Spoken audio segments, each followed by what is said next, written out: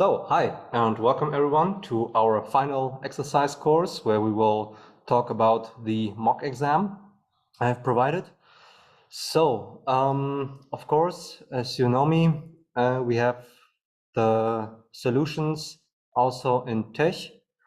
I'm currently not so sure whether I should also write it down by hand, but as you all know, my handwriting is not that beautiful. It's faster if the super is already written. Just edit. Yeah. I guess this is one solution. So let me try to do it by hand so that we can also have a look at the time, that everything is fine, etc. So we will not talk about all exercises here. So I guess you at least read the first page of the mock exam. So we have in total 5 exercises, with each of them giving you up to 20 points. And there's a bonus exercise where you can get bonus points. Yeah. So the idea is, so the total number of points you can get in the exam is 100, or so 100 to get an A-star grade, let's say, but you can get the A-star grade already with, I think, 95 points or something. But actually you can get 120 points. Yeah. So if all exercises, including the bonus exercise, are correctly solved, then you get 120 points. And then you definitely have an A-star. And the total time is 120 minutes, so 20 minutes per exercise, roughly. You can use a calculator, but nothing else. Smartphones are no calculators. Yeah, and that's it. I think this is the entire framework for the exam. And of course, the other things, like don't cheat, don't ask your neighbor for the solution, etc. Yeah, so everything which falls under the umbrella term of academic dishonesty, this is not what you should do. So we have 6 exercises. The first exercise is simply to provide you with already confidence, boost your confidence and give you the first 20 points actually. The second exercise is from a difficulty level a bit higher. 3 is also a point delivery exercise where you have to simply compute something and explain a bit. 4, actually as well. 5 is the perhaps most difficult exercise in this case. And the bonus exercise, well, if you are familiar with the Newton method, which is definitely relevant for the exam, it shouldn't be that hard as well. So I would suggest that we skip exercise 3, calculation. You can check whether your calculation is correct by looking into the Techt solution. And for the others, we will have a quick look at questions like this or tasks like this, provided the definition of a subgradient. We will look into the Techt solution so that you can see what is expected. So how long should the answer be? Okay, let's start with the first exercise. So in order to have most of the exercises, the relevant ones, solved, I will not talk that much about why we do this. Simply I will do this. So I will do it, and essentially everything, why we do this and that is already covered in the on the exercise sheets. All right, so let's start with the first exercise. We have here some function f theta. Let me make this larger. Some simple objective function f theta. And first of all, we want to check whether A is convex. Yeah, so what we do is we compute the second order derivative. What's the first order derivative? The gradient, if you want to call it this way. Yeah, it's 2 times theta plus 6 times cosine theta times sine theta. Yeah, because here you have to apply the chain rule. The derivative of the inner function sine is cosine.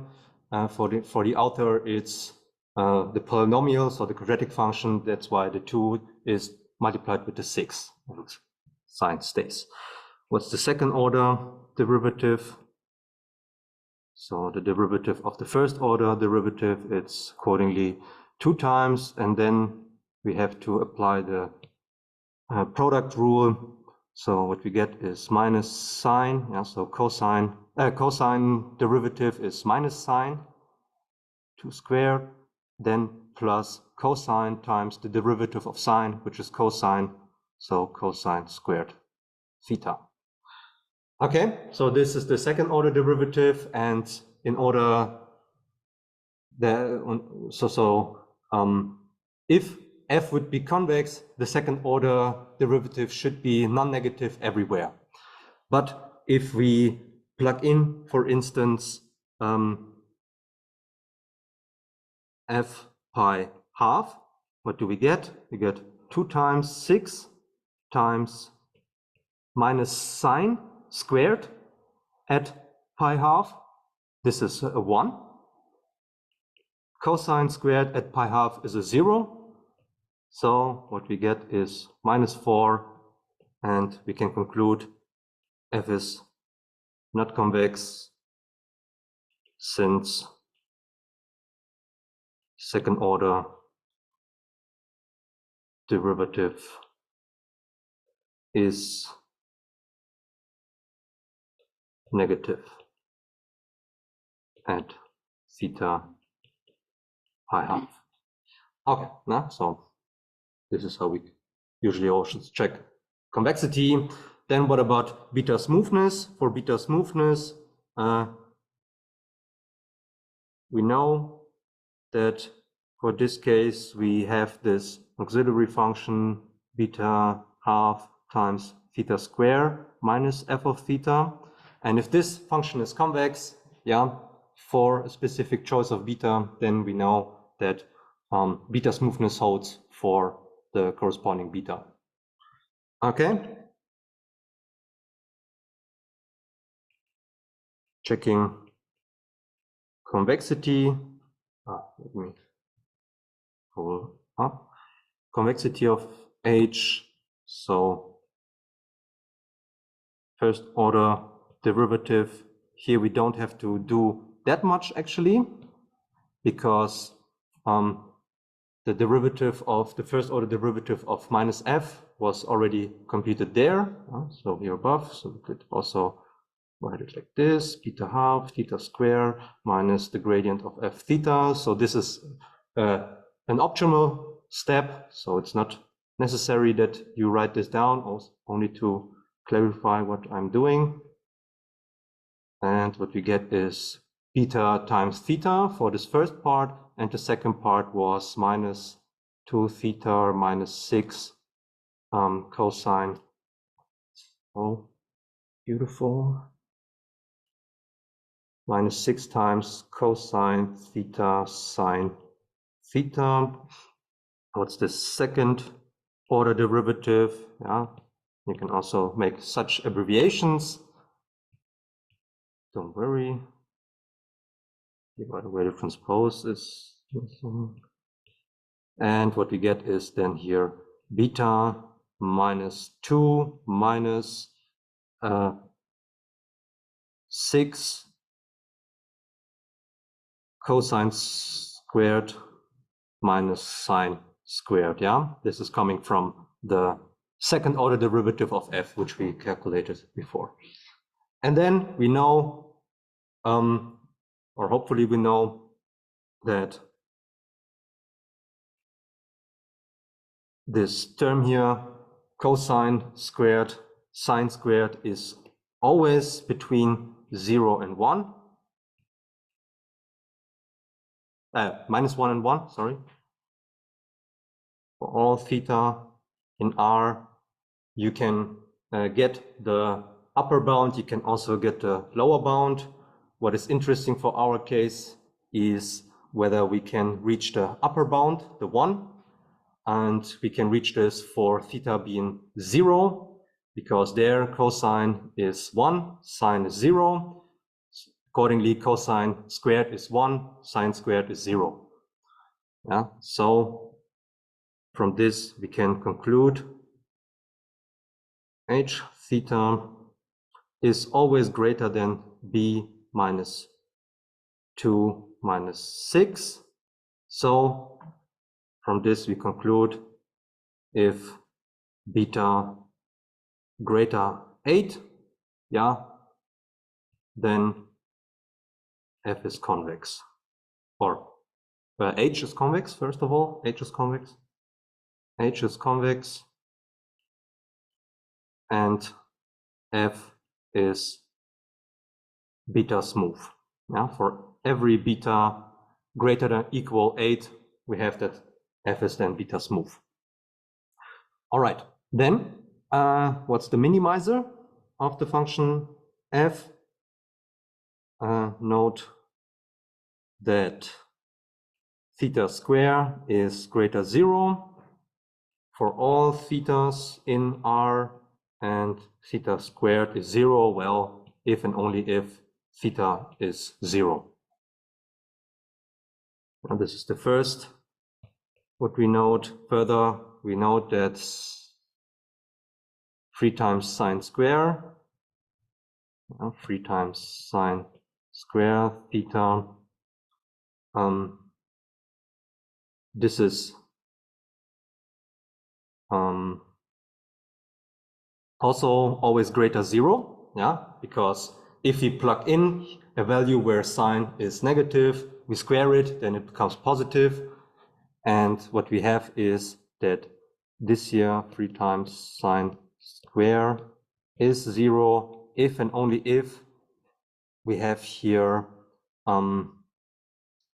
theta is k times pi, exactly pi, with a k being the integers, yeah, and the negative integers. So we see, okay, there's only one case where both are 0, namely when theta is 0, and for this case the function f is minimized because it's a sum of both. For theta 0,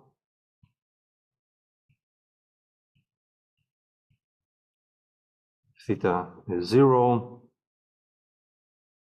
and for theta strictly greater 0, accordingly we have f theta strictly greater 0, so theta 0 is the minimizer of f. Okay, now comes the problem I thought will happen, namely that I have no space. Okay, okay, I have it here above. Let me write it down so we can also have here the exercise. So what we do now is we run a gradient descent, one gradient descent step. This means that we do the following iteration: gamma 2 times f equals 0. We plug in what theta 0 is, it's pi half. We plug in what gamma is, it's 1/2. We plug in what the gradient of f is, and also plug in what the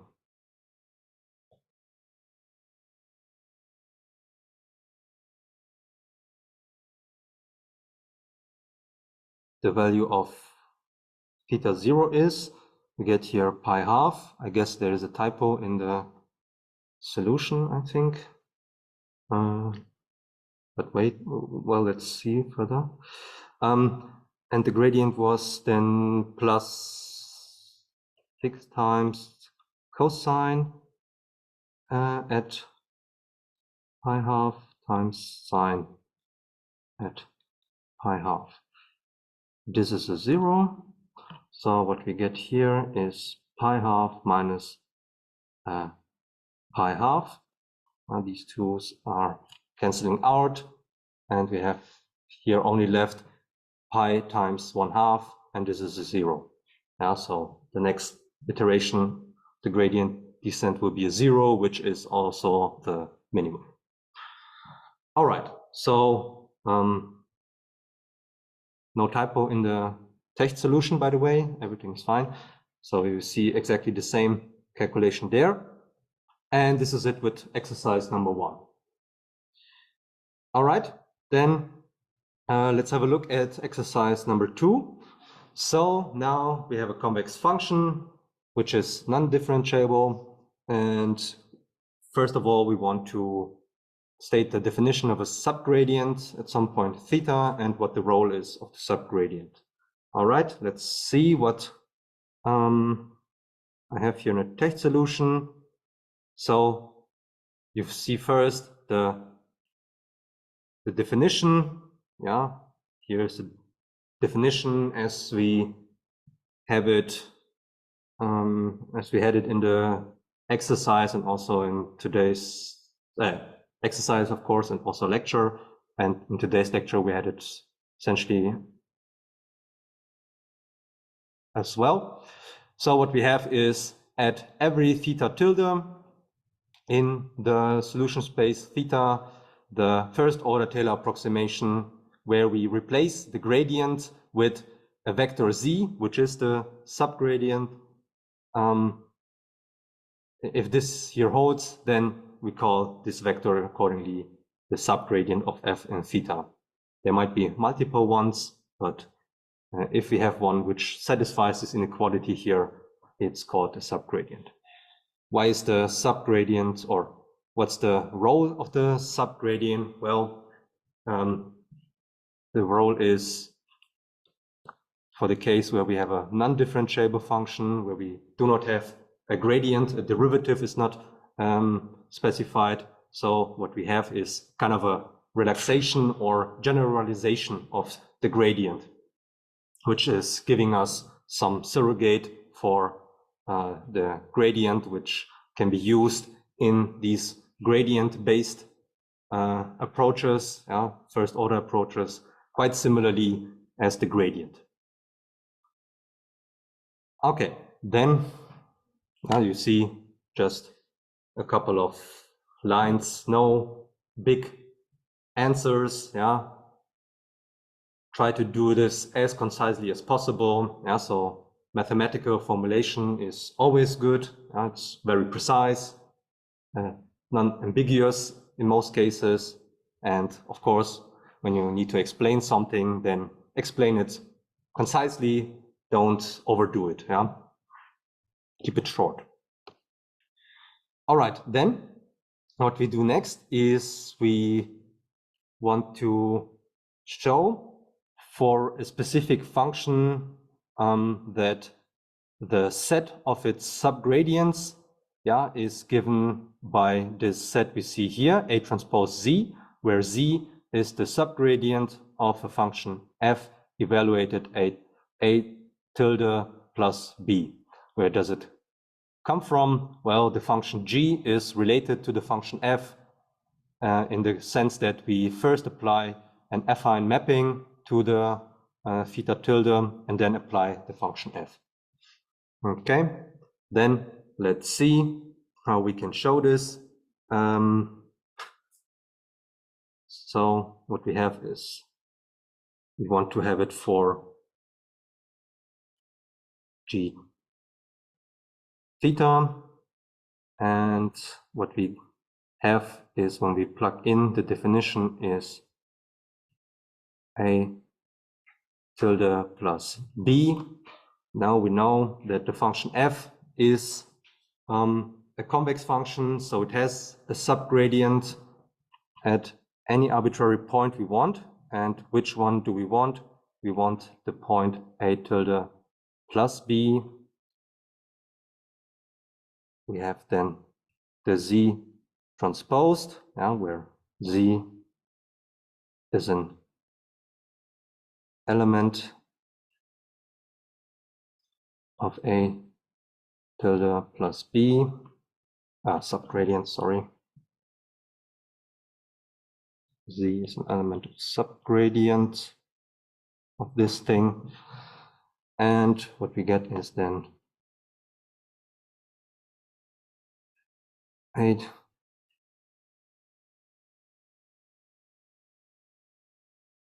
plus b minus a tilde plus b. Well, this is the point where we evaluate it. And then, well, this thing here is nothing else than g evaluated at theta tilde. This here, here these two things cancel out. The a can be then by law of distributivity written in front of this thing, and we have theta minus theta tilde. And then checking the definition. Where was it? Here was it.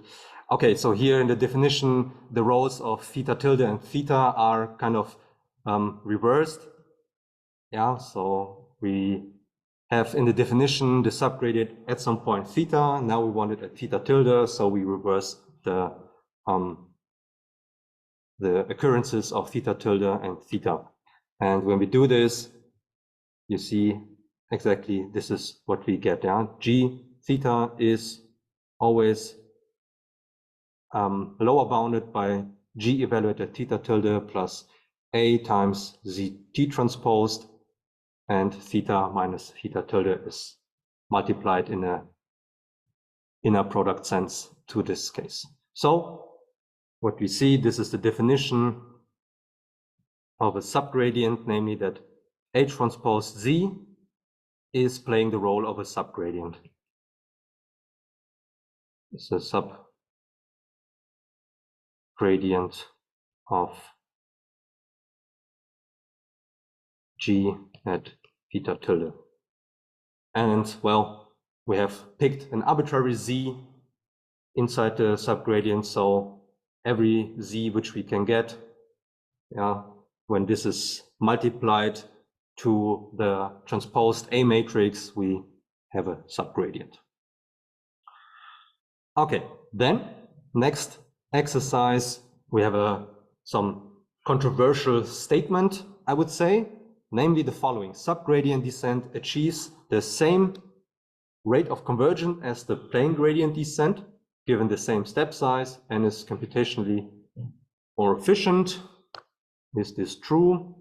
Well, so we saw that it is indeed true that that we get the same rate of convergence when we use the same step size. This is the same in O notation, we get the same one. But regarding the statement that we have here something which is computationally more efficient, this is not true. Because to compute the subgradient, we have in general to do a bit more than for the gradient. For the gradient, in the best case, we have even a closed form solution for that.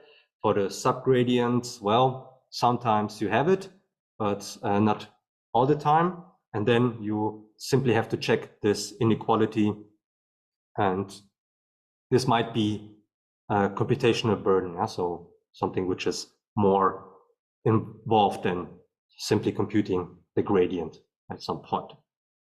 So it takes time, so that plane gradient descent is in general faster, provided of course that a gradient exists at that point. This is kind of also relevant there. All right, so this is it for, so of course, please feel free to ask questions at any point. Otherwise, I will just go to the next exercise. Yeah, so, or here, I will not. Yeah, this is the one I skip. Perhaps we have a quick look at the solution. So you see that it might be the case that you will need a calculator. So this exercise here, I haven't optimized the values so that you don't need a calculator. For the exam, perhaps I can find a better configuration so you can all do all computations in your head. So what we have here is we want to do 2 iterations of Adagrad where we set the epsilon to 0. Well, what we always need is the gradients of the objective function. So we calculate it here. Then we plug in the starting point into the gradient, get here this vector minus 1 over 10 minus 20. And what we need are these squared variants, or the squared gradient terms rather of the past gradients. Well, we haven't seen so many gradients so far, so it's consisting only of one value, namely the squared entries of the previous gradient. We write down the formula. I mean, you don't need to write down the formula as soon as you do the right calculation. It's only for also to be more confident when you do the calculation, perhaps. Yeah, you see the formula here, you plug everything in and you get out the next iteration. Then from the next iteration on, things become a bit more complicated. Now so that the gradient is still, you can still compute the values of the gradient in your head, I would say. I also managed to do this actually. Then also the sum of the squared gradient terms for the individual components is also still doable in your head. But then it becomes a bit more tricky because what you need in the calculation is the square root of these squared terms. Yeah, and here, unfortunately, you don't have some quadratic number. This is why, at least in this case, we would have needed a calculator. Although it would be fine actually if you stop here. Yeah, this would be completely fine actually. Yeah, so you don't need to calculate the rest, because here, I mean, this is just another representation of the actual number, right? So whether you write it now down, which is, by the way, only an approximation, not the correct value, or leave it as it is also fine. And then for RMS prop, you do actually the same. So the first iteration is kind of similar. The only difference is here coming with this the say factor you get, so that even in the first iteration, your squared gradient terms are a bit different, but still you can do the calculation in your head, I would say, because 1 minus c was 9 over 10, so 1 minus c is 1 over 10. Yeah, you multiply it to 1 over 10 squared, and you get 1 over 1000. And similarly for the second component. And then, well, you plug everything in, and once again, when you stop here, everything is fine. Yeah, so this is because this is actually also an approximation of the quality. And then the second iteration becomes a bit, not so nice. Yeah, this is where the calculator is perhaps indeed needed. I mean, you could have also used the exact values here, plug it in here. Yeah, then you see the minus 5 over 2. The 2 they become a 5, and then for instance, the 2 and the 4 are canceling out, but well, you still have the 5. Yeah, so perhaps with this term, you could have also gotten some nicer results. I did this with a calculator actually, and you can check whether you had the same result. If not, then check again, or if this is still not the case, then perhaps there is a bug in the calculation, so in my calculation, but I think it should be fine what I did here. Yeah. Okay. So then the second part of the third exercise was about the difference between the Adagrad and the RMS prop. And well, the difference is actually how the step sizes, the effective step sizes are chosen, namely the individual step sizes for the components. And what you should have discussed here are the advantages and disadvantages of the two. And well, this is almost copy-pasted or entirely copy-pasted from the lecture notes, what I have written down here. So the main difference for Adagrad, you have the cumulative sum of the squared path gradients. For RMS prop, you have the exponential moving average of these. They have different scales. Yeah? They differ by a factor of t. And what we have seen also in one example, our running example, is that Adagrad's strategy, this cumulative sum of the squared path gradients, is non-decreasing all the time. So the effective step size gets down to 0 quite quickly, which is fine if you have gradients which are sparse. So you have many 0 entries there. And that's so meaning that for the individual components, you already have something which is good. For the rest, you should make the update. So effectively, something like a coordinate descent by itself.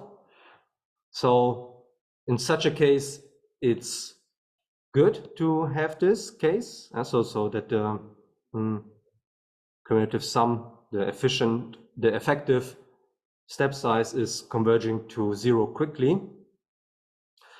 But if this is not the case, then it's too drastic. So you have the tendency to decrease the effective step size too quickly, and this slows down the convergence speed of Adagrad. And accordingly, when you are dealing with non-sparse gradients, RMS prop is usually preferred over Adagrad because it's converging quicker. All right, then.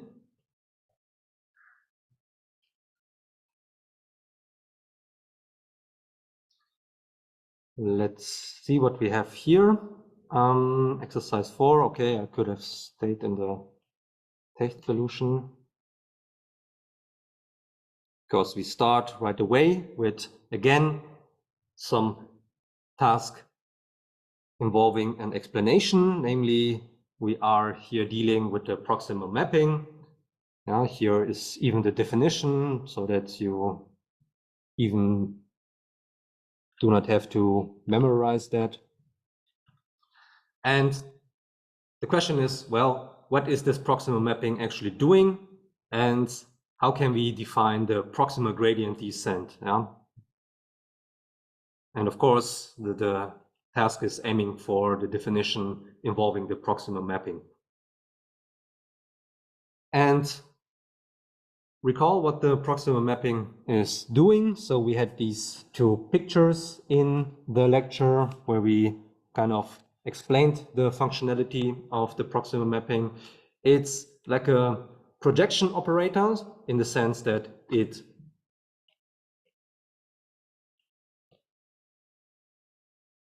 the return value is such that you have something which is close inside the theta to your input z. You have always this z as an input for this operator, for this mapping. So it's indeed something like a projection. And if we wouldn't have this additional term in the argmin, it would be the projection operator. But since we have it, we have also something like a direct minimization operator for this function lambda times h. And this is leading to that the return value is already moved into the direction of the minimizer of this function lambda times h.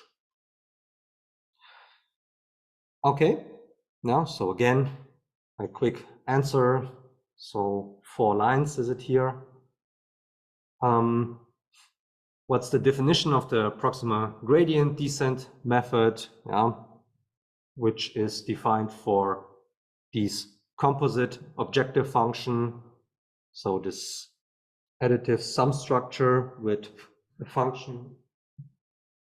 So I'm attacked by a wasp. This composite objective function, where the g function is a nice function, usually smooth, convex, etc. And then there's lambda h function, which is not so nice, but at least convex in most cases, but not necessarily smooth or differentiable even. And well, what is then the proximal gradient descent? It's nothing else than applying this proximal operator, this proximal mapping operator onto the gradient descent step for the function g. And this is exactly what you see here. So this is the gradient descent step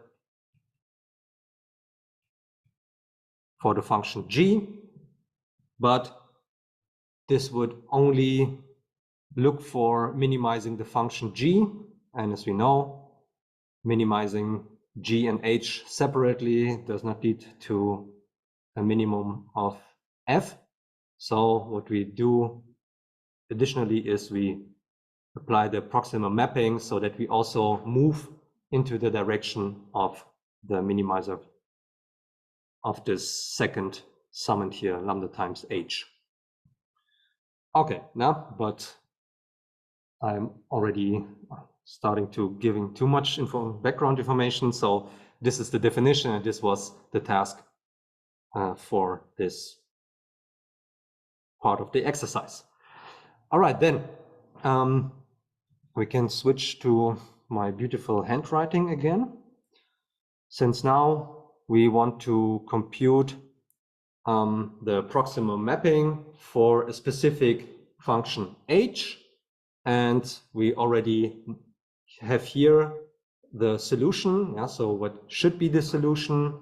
And we only have to check that this is indeed true. So for b, proximal mapping of h with lambda being equal 1, the gamma is some gamma.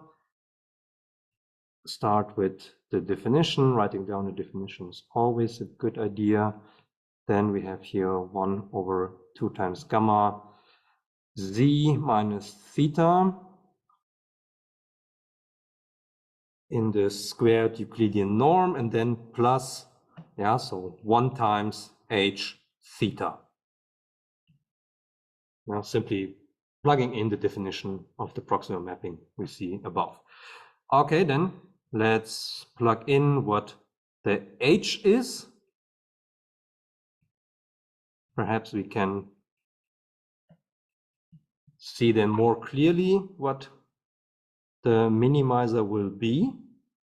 And if we do this, we get this thing here. So this is simply the definition of the h function. And well, we want to find the minimizer. Then let's give this thing here a name. I don't know, G is already occupied, H,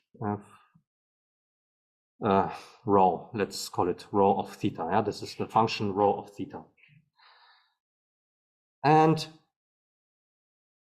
first of all, we see rho is convex. Why? Since it's the sum of two quadratic forms. Yeah. Sum of two quadratic forms. Each is convex, and the sum of convex functions is still a convex function. All right, so it's sufficient to check where the function rho has a root, the gradient of the function rho has a root, and this is where the minimizer is located, or one minimizer, and actually it will be only one minimizer. Okay, so efficient to find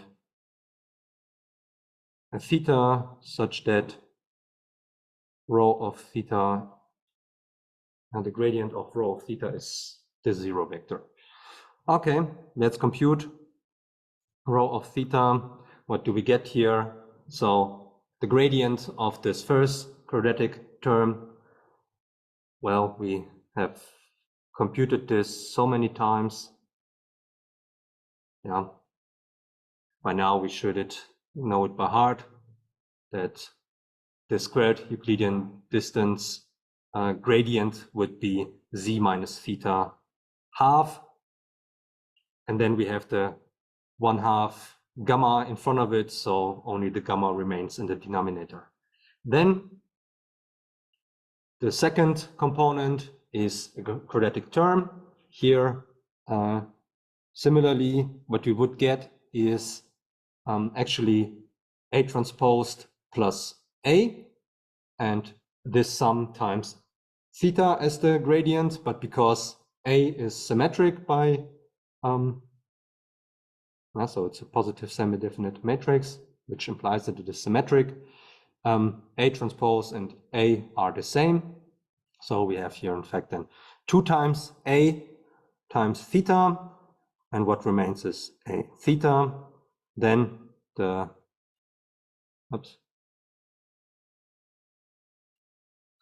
then what remains is the linear term, B transpose theta, and here we also know that the gradient of this thing is only the slope vector, or slope vector, let's call it like this, beta. All right,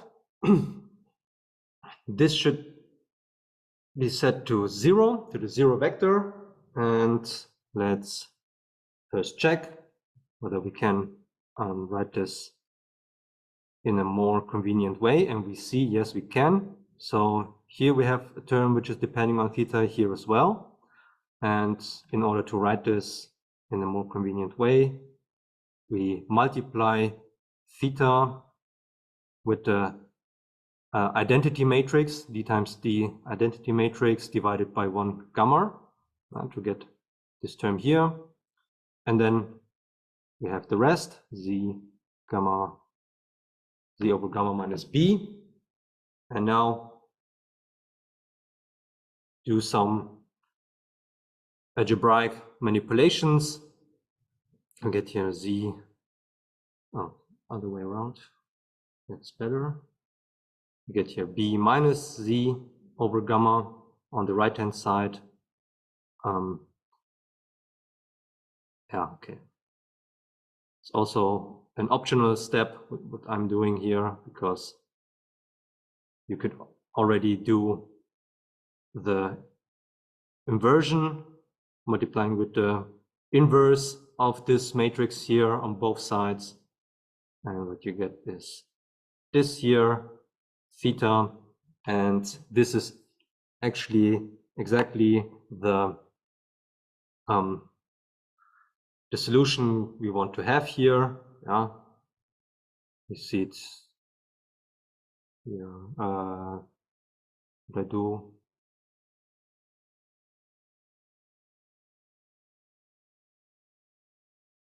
Oh, I have here a typo, right? V plus Z gamma. It should be a minus, right?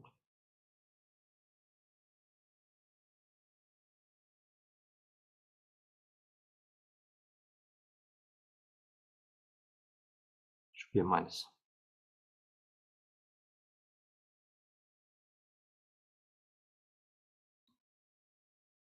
Okay, sorry, this should not happen in the exam, of course. Otherwise you will be very confused. But here I actually also have it with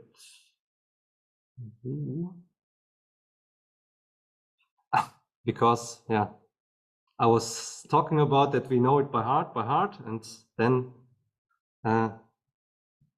I did here a mistake. Yeah, so yeah, sorry. This should be, of course, theta minus z. Sorry. And then everything is fine. Minus z. Here we have the plus, which is also here a plus, of course. And then we have here the plus, here the plus, here the plus. And then we have our solution which we wanted.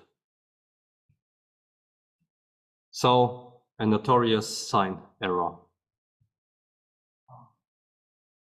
That's really one where we differentiate the square norm. Yeah, exactly. So the gradient of z minus theta squared, this is z transposed z minus z transpose theta plus theta transpose theta. And there you see, this is a 0, this is the minus 2 times z, and here you get the plus 2 times theta. And you get the z with the minus and the theta with the plus. I had it the other way around while I was talking.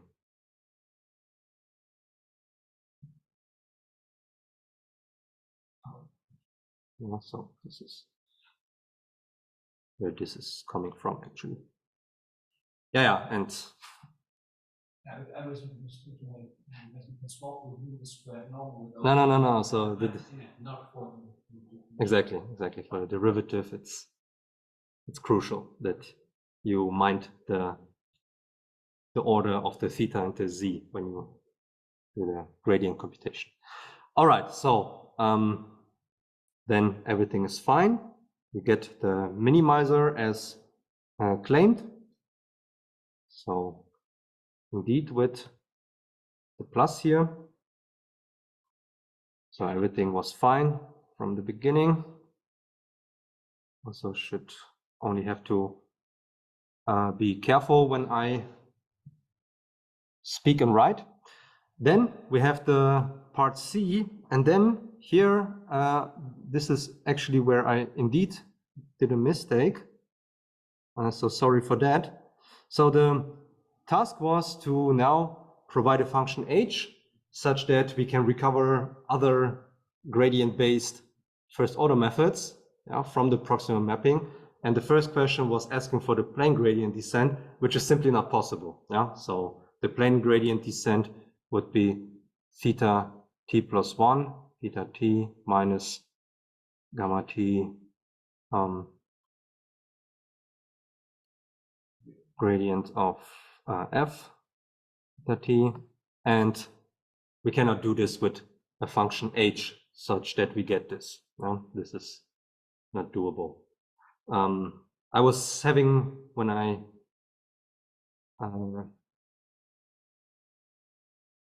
was thinking about the exercise, thinking of the h should simply being a constant, but even for a constant you don't get this, because the thing is you will still do the projection. You will still do the projection onto the solution space theta, unless your solution space is RD. Yeah? So unless theta is RD, then you could use simply h theta being some constant. Then you have in fact really the gradient descent, because f of theta would be simply the gradient of g theta. Yeah, so the gradient of a constant is 0. And then the projection operator would not be there actually. But since we are looking at some theta, which is perhaps not the RD, it's in general not possible. Yeah, so this is my bad, sorry. Be sure that this will not happen for the actual exam. I will double check each exercise. But it's possible to get the projected gradient descent, because there we project, obviously. And well, this was actually also an example in the lecture where we can simply use kind of the characteristic function for the solution space theta and multiply it with infinity. So in formal terms, h of theta is infinity if we are outside the solution space and 0 else. And if we look then at the definition of the proximal mapping, what happens here is, well, since we are looking for the minimizer on theta, yeah, where the function h, if we specify it this way, is 0, we can also then simply substitute the 0 for h theta for this case, and what we get is nothing else than the projection operator onto theta. This is exactly the projection operator. Whether we do squaring or not of the Euclidean distance, it doesn't matter. And if we multiply here with 1/2 times gamma, it's also not relevant for the minimization, because we multiply here simply with a scalar, which is not, or we are multiplying with the non-negative and non-zero scalar. Now this is the relevant case. And this is strictly greater 0, so we can also forget about this term, and we get the definition of the projection operator. And then, well, just plugging in what we just found out, that the proximal mapping operator in this case is the projection operator, so we can here simply replace the proximal operator by the projection operator, and we have the projected gradient descent.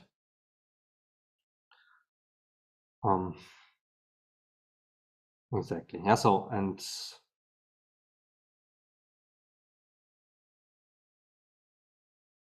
we could also be a bit more precise. So we could also write here the f actually. All right, then exercise 5. And for exercise 5, I guess I don't have much space now. But perhaps let me try to write it here.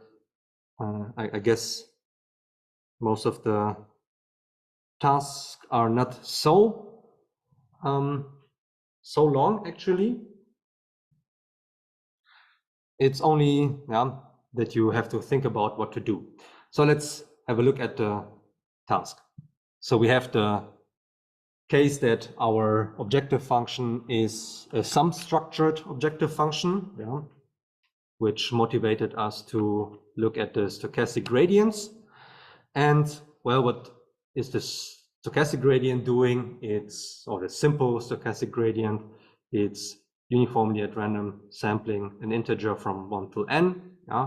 We have n many individual objective functions which make up the entire objective function, and we calculate then the gradient of the corresponding objective function, individual objective function. use this as a proxy for the full gradient, yeah, where we would have to compute n many individual gradients.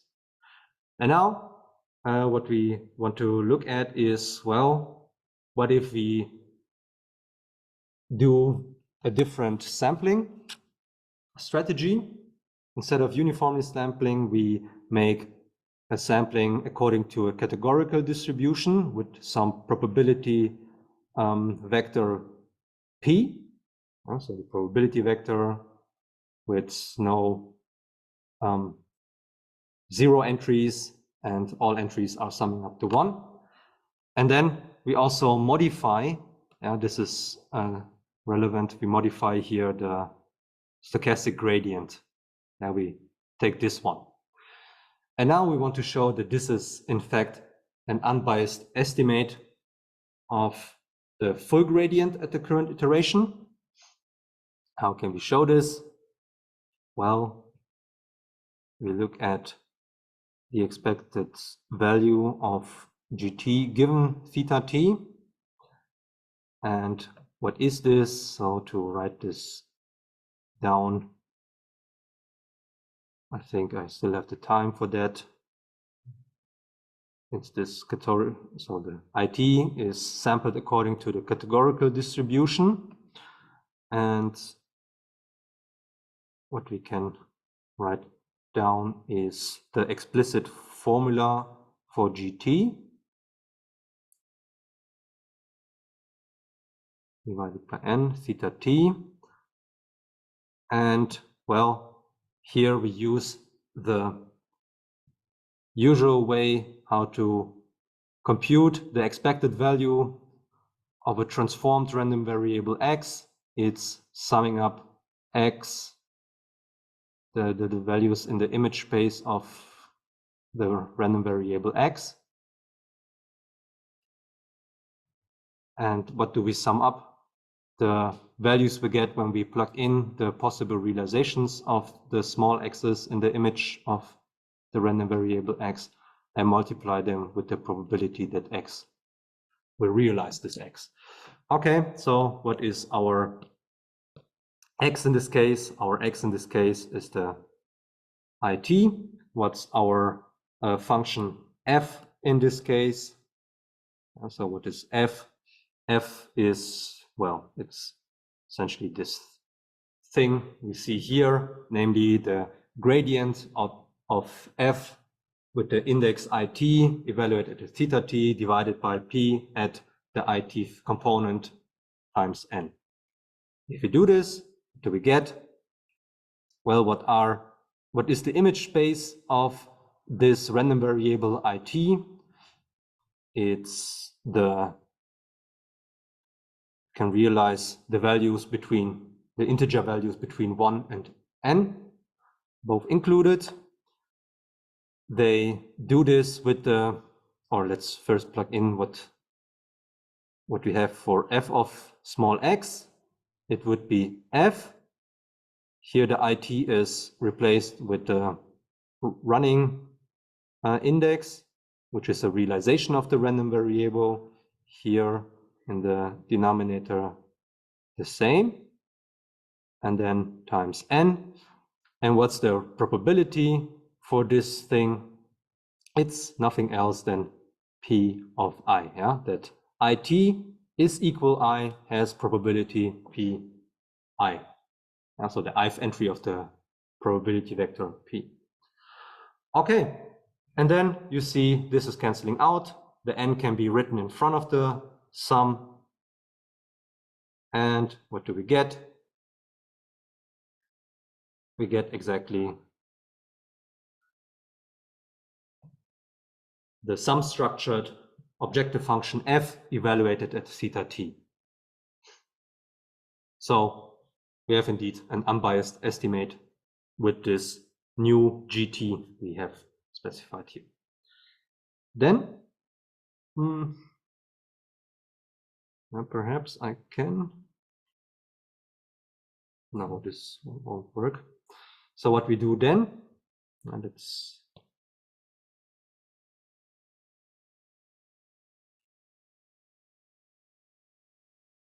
what we do then, we go further, and what we are interested in now is in a function g and its minimizer over the probability simplex. Yeah, so all probability vectors with n many entries, where the p is obviously an element of. And this g function here will be of interest later on in the part C. But first of all, we want to show that this function g is minimized over the probability simplex. Yeah, so for the set of all possible probability vectors of size n by essentially the relative so the relative proportions of the ci constants which are appearing here in this function g. And how can we show this? Here is a hint which we will use in red. So it's always a good idea to follow the hint. And it's recalling a nice property of a convex and differentiable function, which we had in the second lecture, I guess. But here it's restated for sake of convenience. If we have a function f and the minimizer of this function f is x inside the solution space theta, then we know that it must hold, it's an if and only if condition, that this inequality here is fulfilled. So when we plug in this optimal value x inside the gradient of f and then multiply it in a scalar product sense with any arbitrary y subtracted, or the optimal value x subtracted from any arbitrary y inside the solution space.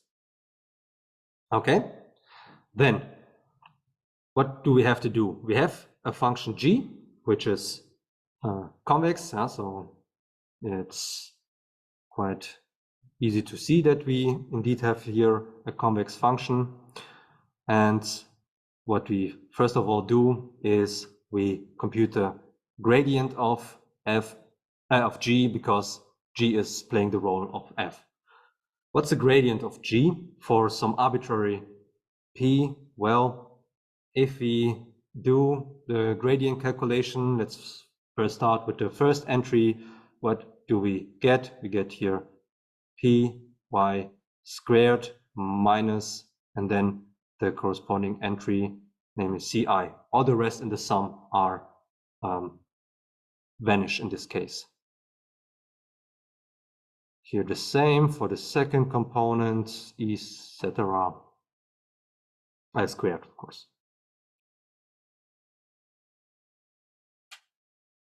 C squared n p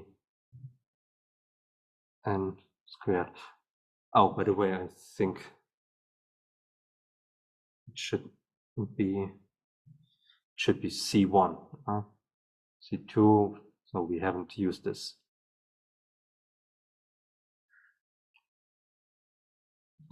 Conventional.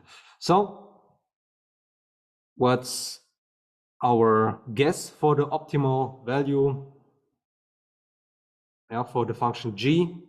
It's the p star. When we plug in p star, what do we get? We get here minus the sums of the ci's. I write it simply like this because the corresponding ci in the denominator is canceling out the one in the enumerator, and the sum over the ci's is going into the enumerator then. And we have this actually in each of these entries, and we could also write it simply like minus ci and then the one vector. And now we check this inequality here. So what's this inequality? It's g p star transposed with some arbitrary y Yeah, so let's use instead of a y a p so for all p inside this probability simplex, we subtract from it the p star vector. Well, using what we just had is we get here minus ci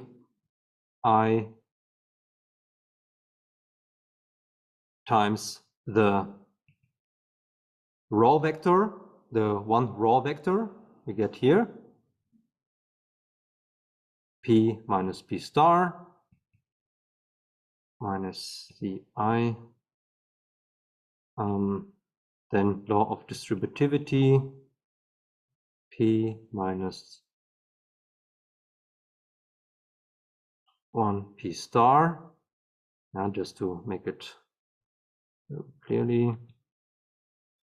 But this here, the inner product of the one vector with p, what would this be? This would be simply the sum over the p entries. The same here for the p star entries. And both of them are 0. 0, 1, 1.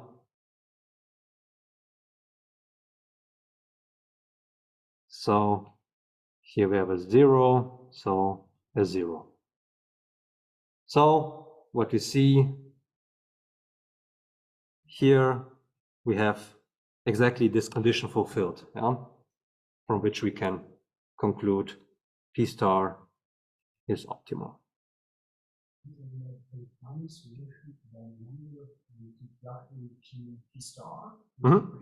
Yeah. Shouldn't the sum that is involved in the way of function be squared? Oh yeah. You're right. Yeah, you're right. So this is missing the squaring. Squared. Yeah, of course you're right. And then of course here as well.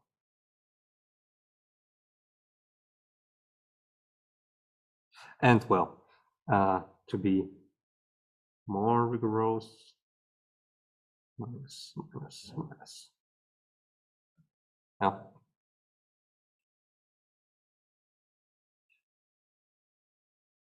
Yeah.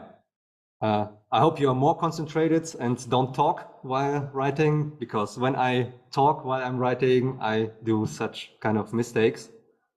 Of course, they are not so drastic for the solution, but nevertheless, it could have been. Okay, then part C. What do we do in part C? Perhaps I can do it here. Well, we are interested now in minimizing the variance by choosing the probability vector p in a suitable way. So first of all, let's check what can we say about the squared gradient of GT. So the GT was here above. Where is it? Yeah, so you see it here.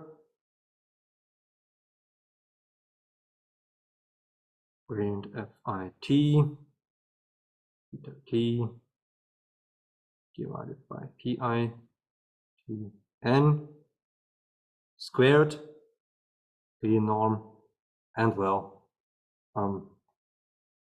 we can simply write out the scalars and square them, and we are left with this. So that's also a boundary here. And with this, what do we get? The expected value of the squared Euclidean norm of the stochastic gradient. What is it? Still the similar formula as we had it just some minutes ago. Yeah, we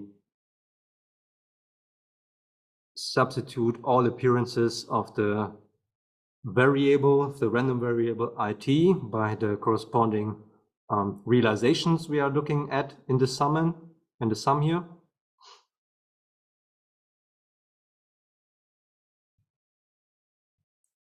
And then multiply with the probability with which this realization occurs. It's pi. And well, obviously we have to get a relationship between this entry, or this expected value we are currently calculating, and this function g. And what we see here is, yeah, so we kind of get this if we see that this pi squared in the denominator, yeah, becomes only a pi in the denominator because we are multiplying here with a pi. So we have pi here, and then what we have is 1 over n squared gradient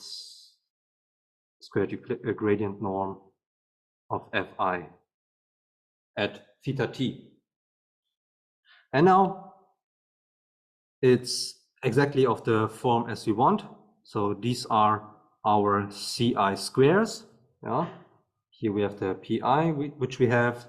So we see p star in this case, p star I in this case would be then, yeah,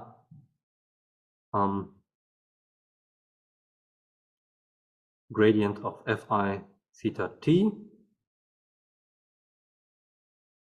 1 over n, but the 1 over n is then canceling out with the, when we sum up over all ci's, because it appears in every ci. So what we do is we divide here by the sum of the Euclidean norms of the fi's evaluated at theta t. Yeah? So this would be the optimal value. Pi star is the optimal or probability in regard of part B. Okay, now, so as I said, this exercise is perhaps the most difficult one. Yeah, but I think the other ones were quite doable. So one exercise which is a bit harder than the others is not uncommon, I would say.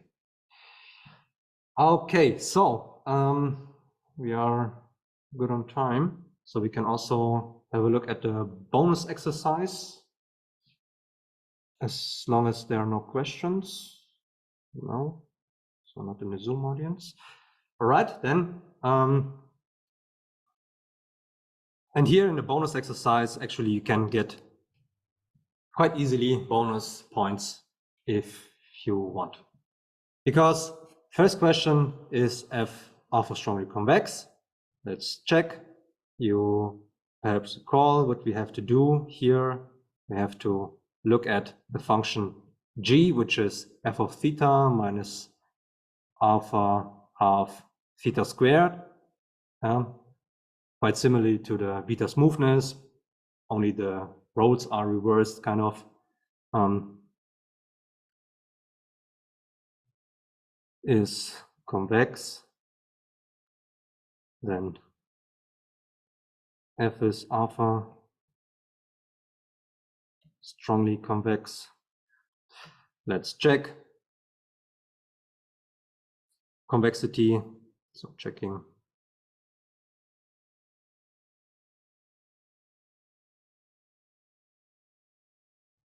of g, first order derivative of g. What is this? It's g theta. And now, well, the complicated derivative is, of course, the part from the f. So what we have to do there is to apply the chain rule. The derivative of the inner function theta squared plus 1 is theta times 2. what's the derivative of the outer function of the square root function? It's 1/2, and then the inner function plugged in. So we get here in the denominator square root of theta squared plus 1. The 2's are obviously canceling out. And for the rest, we get here alpha times theta. Then, so we can also forget about the 2's. Let's have a look at the second order derivative. The second order derivative, now we apply the ratio rule, or the quotient rule, which is essentially nothing else than the chain rule. Well, first of all, derivative of the enumerator function is 1 times the denominator function as it is, minus theta times the enumerator function as it is times the derivative of the denominator function, and the derivative of the denominator function we just have computed it. It's that one. Yeah. And then this difference needs to be divided by the squared denominator function. And then don't forget to calculate the derivative, the second derivative for this rest part, the alpha times theta part. And then, well, we have to look a bit more closely what we can do. And what we can do is essentially right here the theta squared plus 1, law of distributivity, to have it in a more convenient form. And when we do this, this first term here needs to be multiplied with that one. So we get here theta squared plus 1. And here we pulled out the denominator term here in front of it. So what is left is the theta squared term. Why is it nice? Because here something is canceling out. Here the two terms can be written inside one term.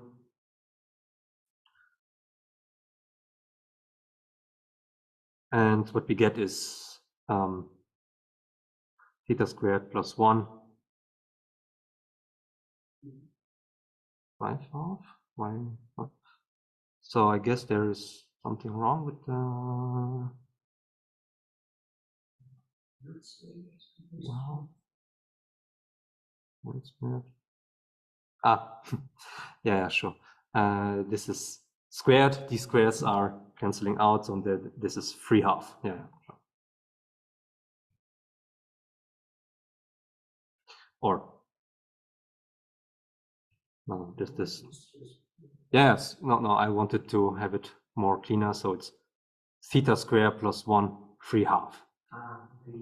Yeah. So this and this are canceling out kind of, and then all right, and then minus alpha. Okay, then when is this greater 0? Yeah, we see exactly the condition what we need to have. Yeah, so rather we get this. Yeah, we get the implication that this here is greater 0 if, for instance, alpha is smaller than the minimum value over our solution space for this remaining term here. Yeah? Then we get obviously that this function g is convex. Okay, yeah, so the f function is alpha strongly convex for all these alphas which are fulfilling this condition here. Then beta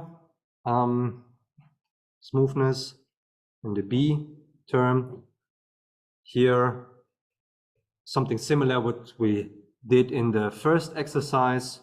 Now it's beta half theta square minus f of theta. And well, if this is convex, then f is beta smooth. And well, it's essentially the same calculation as we did before, only doing here the reverse. So the beta will remain here when we calculate the second derivative, and the term with the power of 3/2 will be now with the minus 1 multiplied. Yeah. When is this here greater 0? This is implied when the beta is greater than the maximum value over the theta of this function.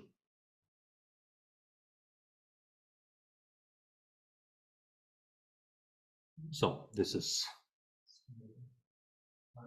beta space is RD and the main integers. now the maximum is 1. So if you go to infinity, then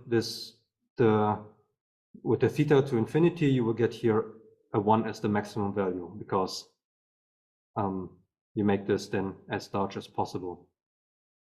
No, sorry. The 0. When theta is 0, you get the 1, and if you go to the left and right with infinity, you get here a 0. Yeah. So for the minimum, it would be that you have alpha equals 0 actually. Yeah, when theta is r, the real-valued numbers, the only possible value would be alpha 0. So that you have actually no strongly convexity in this case, strictly speaking. That's 0 strongly convexity is not strongly convex, but still convex. But well, here, when you restrict it in like this, it's fine. Great, then part C, Newton's method, which is theta plus 1, theta t minus the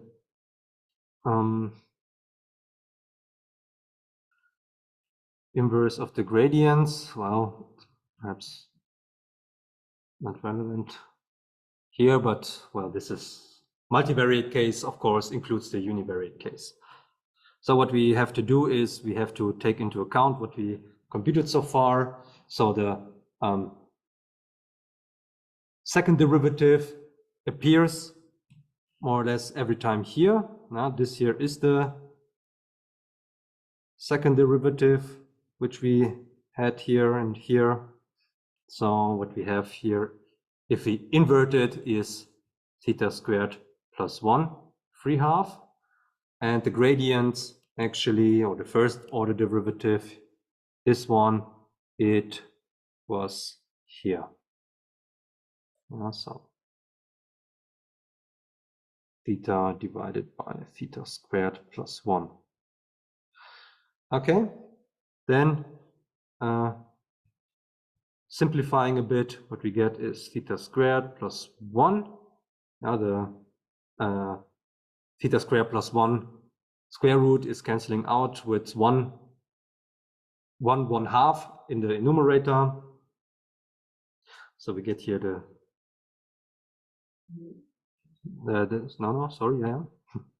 we get here the 1 and multiply this with the theta, and the t's are of course missing.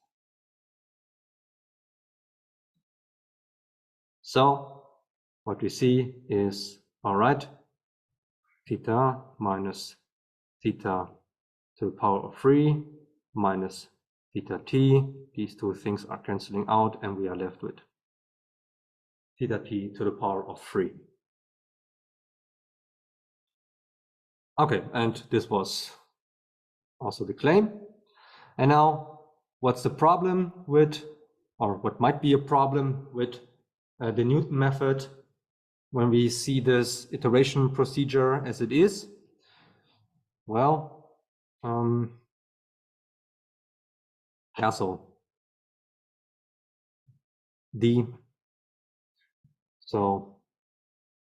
if theta t is equal 1, what happens then? We have theta t plus 1 is minus 1, theta t plus 2 is 1, theta t plus 3 is minus 1, and you know what comes next. So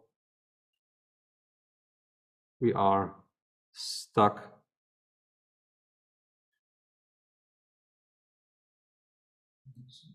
or not, yeah, stuck in the sense that we simply alternate between these two values. We are stuck in the sense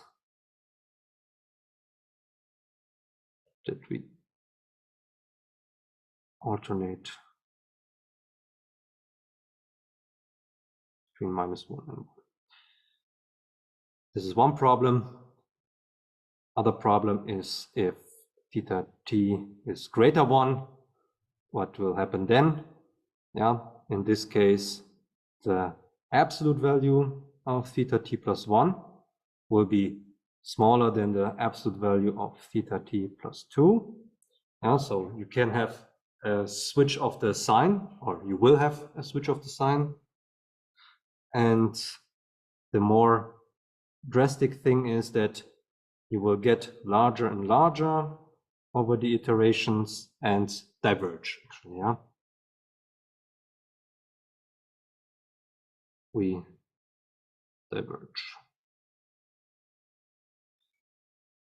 Okay, what can we do about it? So what's the remedy for this problem? Let's also put this in the box.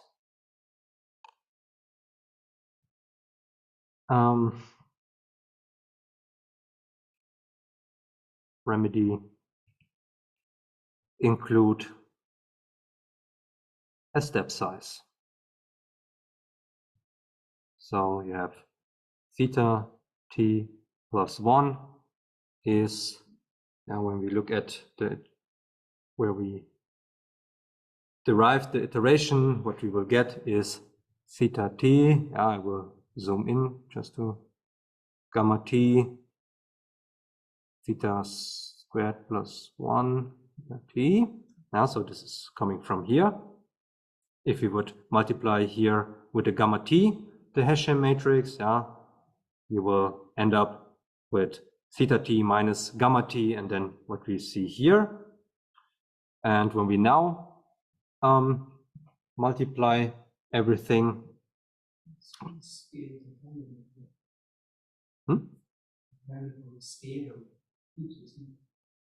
whether the step size can yeah, let's see. Let's see what we get. We get theta t minus gamma t theta t, which we can write like this, and then minus gamma t theta t to the power of 3. And now, if you make the step size smaller over the iterations, you will converge to the minimum of this function, which is the 0. So if say we have a step size only 1, then a theta 0 or a movement. Sure, you can still construct, but if you, so I mean, you can have a quite broad range of step sizes or a sequence of step sizes such that you can essentially avoid such traps. If gamma t, then convergence. Or to make it a bit more, if and appropriately scaled or chosen, then convergence towards 0, which is the argmin of f. Okay, and well, I have a timing today, exactly 45. Good, but you know that I will still have some comments at the end. All right, so you see nothing scary in the exam. At least this is my opinion, but of course it's always easier on the other side, I guess, than when you write it and have time pressure.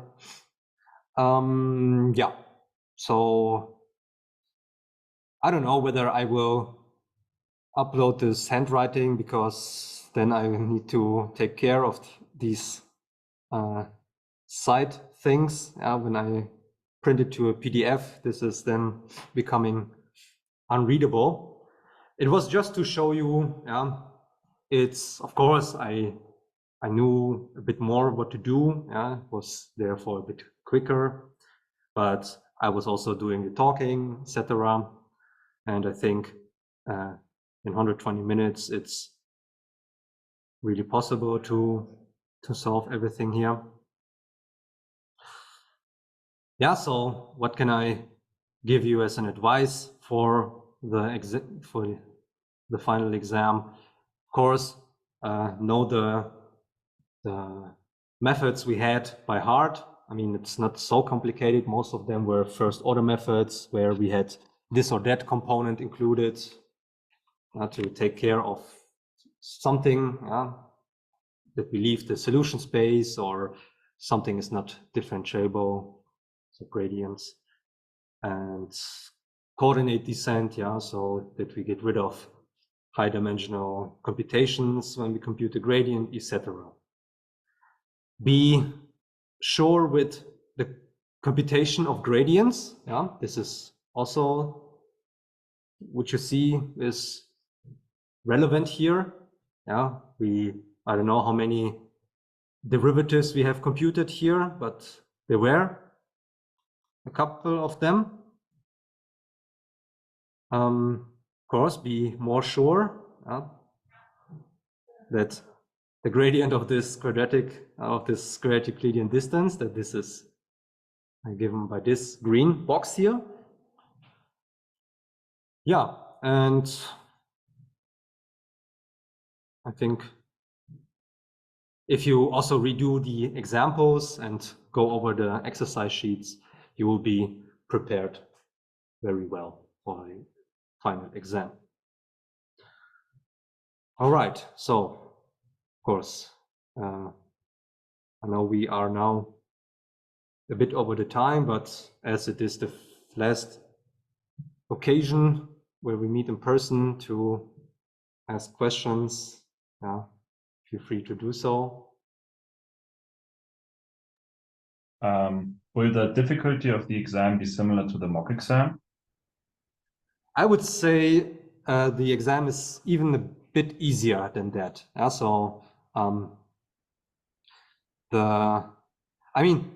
Such an exercise 1, this is a point delivery exercise. So this was very easy, I would say. Also, exercise 2 is just writing down one time the definition, and that's it. Computation, so that you do a computation, some iteration of a method. This is definitely what you can expect. And then some questions about differences, advantages and disadvantages of two methods. So I think it would be a bit easier. I already or almost finished the exam, and I have the feeling it's a bit easier. But as usual, for the instructor, it's always the case that they find it a bit easier than the students. Yeah, all right, that's good, thanks. Yeah, you're welcome. Okay, if there are no further questions, then wish you good luck for your upcoming exam, especially for that one. So I guess there will be only A grades. So thank you very much, and see you hopefully in the other lectures next semester or thesis, whatever. So bye-bye. Bye.